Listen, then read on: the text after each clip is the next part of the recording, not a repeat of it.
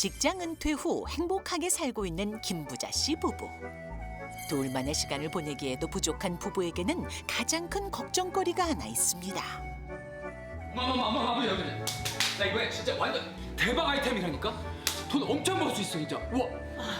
아니 아들, 저번에도 빵집인가 하나 말아먹고 또 호프집인가도 말아먹었잖아. 이번엔 완전 틀려요, 진짜라니까.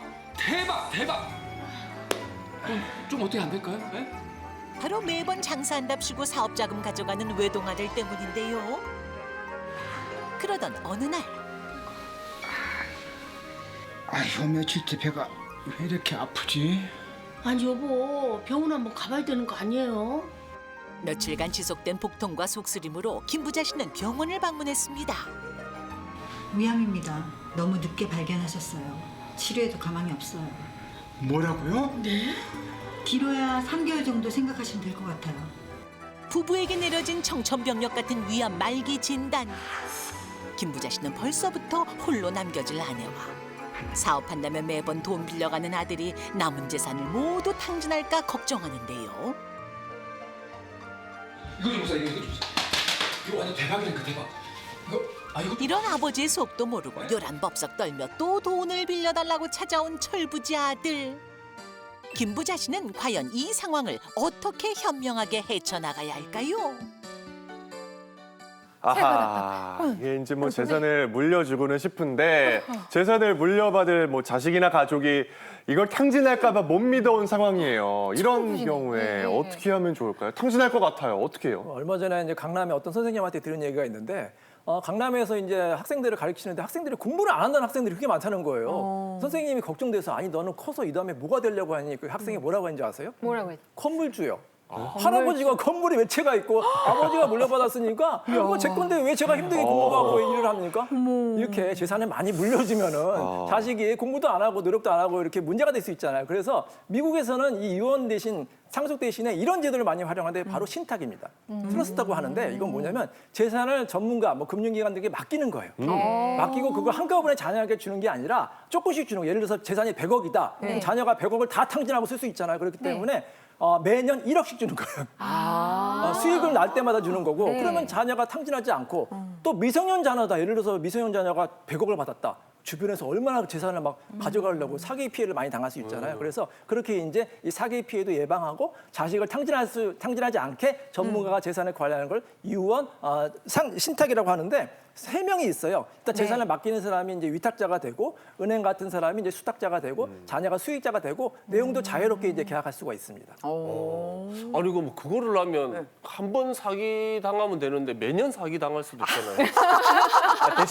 대신 조금 당하잖아요. 한 번 사기 당하면 되는데 조금 당하니까. 매년 당하니까. 그래도 계속 기다리면서 돈을 받을 수가 있으니까. 100억 한 번에 당하는 것보다 매년 1억씩 당하는 게 아니 근데 그래도. 제가 볼 때 아까 아들 성격을 보니까 제가 볼 때는 뭐지 이거 유언 대용 신탁이고 나발이고 그냥 일시금으로 그냥 한 번에 달라고 할 것 같거든요. 에이, 그렇게 못하게 하려고 이거 드는 거 같은데 유언 대용 신탁 이게 좀 어디 영화나 미국 드라마 같은 데도 많이 등장하잖아요. 이거 호락호락하게 안 주더라고요. 아직 우리나라에서는 그렇게 사건이 많지는 않은데 미국에 이런 사건이 있었어요. 이제 수백억 원대 이제 재력가가 있었는데 이제 그 본인 동생한테 거긴 개인한테도 맡길 수 있거든요. 본인 동생한테 이제 재산을 맡기고 본인 자식들한테는 많이 주지 말아라. 얘가 탕진하고 막 이렇게 도박하고 이런 아이였거든요.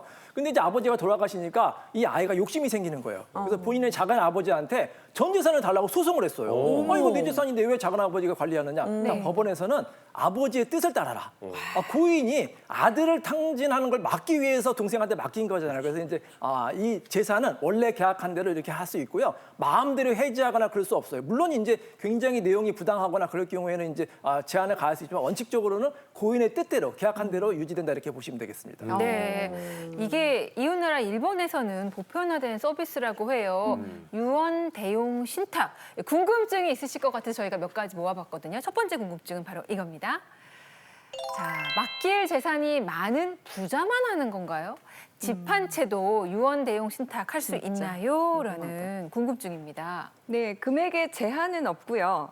금액이나 뭐 재산의 뭐 형식, 뭐 동산이든 부동산이든 막 제한은 없고, 다만 이제 유언 대용 신탁을 하면서 어떤 내용으로 내가 몇 년까지 약간 뭐 자신과 마음대로 해지할 수 있게 하면 안 되잖아요. 그래서 어떤 규정을 하는 걸 구체적으로 금융기관 논의해서 정할 수 있기 때문에 어떤 분이든 해당할 수 있다는 거 하시고 이용 가능하다는 거 하시면 좋을 것 같습니다. 다만 이제 이런 게 있어요. 근데 금융기관이 하다 보면 수수료라는 게 있잖아요. 네. 그래서 수수료가 일부 있으니까 그 부분만 감안하시면 될 것 같습니다. 네. 자, 이어서 유언 대용 신탁에 대한 두 번째 궁금증도 공개합니다. 유언 대용 신탁을 이용하면 유언장을 따로 안 써도 되나요? 라는 질문인데요. 어떤가요?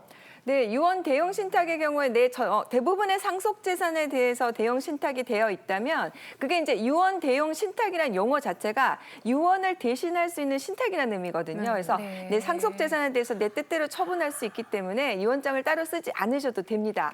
다만 그 이외의 사항이 있다면 이제 유언장을 쓰셔야 되겠지만 내 상속 재산에 대해서 계약 내용에 들어가 있다면 다시 쓰지 않으셔도 됩니다. 네. 자, 세 번째 궁금증 내용은요. 바로 이겁니다. 유언 대용 신탁을 이용하면 유류분 분쟁 걱정 안 해도 되나요? 라는 질문이에요. 그러니까 유언 대용 신탁에 내 전 재산을 장남한테만 준다. 혹시 이렇게 지정할 수도 있는 거잖아요. 그러면 유류분이 안 돼요? 아직도 그런 분이 계세요. 전 재산 장남한테 준다. 그러니까 이제 유류분 제도를 거기 들으셔가지고 이제 머리 쓰신 거예요. 아, 유류분 제도를 좀 회피하는 제도가 없나? 아, 신탁이 있지. 신탁을 하면 내 마음대로 할 수 있지. 그래서 전 재산을 이제 은행에 맡기고 거기 내용에 이 장남한테만 주게 이제 해주세요. 이렇게 쓴 거예요. 계약을 쓴 거예요. 그러니까 이제 돌아가시고 나서 이제 다른 자녀들하고 이제 배우자가 소송을 했는데 실제 1심 법원에서는 그 은행 편을 들어주는 그 사건도 있었어요. 이거는 유류분 제도가 아니고 유언 신탁이기 때문에 신탁 제도를 한다. 근데 물론 다른 판결도 있는데 이렇게 아직까지 대법원 판결에서 정립이 안 됐는데 제 개인적인 사견은 유류분 제도는 꼭 필요한 제도거든요. 이 유류분 제도를 회피하려고 신탁 제도를 이용하는 걸 바람직하지 않다 이렇게 생각이 듭니다. 네. 악용되는 사례도 있지만 사실은 필요한 부분이 더 필요한 많다 부분이 생각을 있죠. 하시는 거죠. 이 변호사님 입장에서는. 네. 자, 계속해서 재산 상속과 관련된 또 다른 분의 사연이 준비되어 있습니다. 함께 보시죠. 60대 후반 싱글 여성입니다. 한평생 장사하고 돈 모으느라 결혼을 못했어요. 이렇게 어렵게 일군 재산 죽으면 기부하겠다고 하니 언니가 펄쩍 뜁니다. 언니의 아들에게 물려줘야 나중에 조카 제사밥 얻어먹는다고요. 남보다 못한 조카에게 재산을 주고 싶진 않은데 방법이 있을까요? 라는 사연이에요. 굉장히 공감하면서 좀 읽어주셨어요. 네, 아까 양 변호사님도 요즘 이제 사회 인구 구조가 변하다 보니까 이런 고민하시는 분들 많다고 하셨거든요. 맞아. 미혼이고 자식도 없는데 재산이 있는 경우 이 고민하는 분들이 정말 많겠어요. 네, 그래서 이런 분들이 이제 정말로 유언장을 좀 작성을 하시고 원하는 곳에 기부하는 내용으로 이제 작성하실 필요가 조금 있는데요. 그 전에는 어떻게 상속이 됐냐면 형제자매가 그러니까 자녀가 없을 경우 형제자매에게 상속이 되고 네. 그다음에 형제자매가 사망하면 조카들에게 상속이 되고 해서 네. 사실은 이제 이 언니의 얘기가 맞았어요. 그리고 내가 원하는 단체에 기부를 하더라도 유류분이라는 게 있다 보니까 그 단체에 다시 이 조카들이 유류분 청구를 할 수가 있었거든요. 그런데 얼마 전에 헌법재판소에서 형제자매들에 대해서는 유류분은 이제 위헌이다라고 해서 이 제도가 폐지가 됐습니다. 네. 그러니까 이 형제자매나 조카들은 이후에 내가 원하는 방식으로 유언장을 작성해서 기부를 하더라도 여기에 대해서 더 이상 이의 제기를 하지 못하게 된 것이죠. 그래서 이 사안 같은 경우에는 정말 조카에게 재산을 주고 싶지 않으시다면 지금이라도 기부할 단체를 조금 선정을 해서 내가 사망하면은 그 단체에게 내 재산을 주겠다는 내용으로 유언장을 작성해 놓으신다면 좋을 것 같고요. 저희가 계속해서 하시지만 유언을 작성할 때는 형식이 중요하니까 법률가의 좀 조언을 받으셔서 유언장을 작성해 놓으시면 좋을 것 같습니다. 어.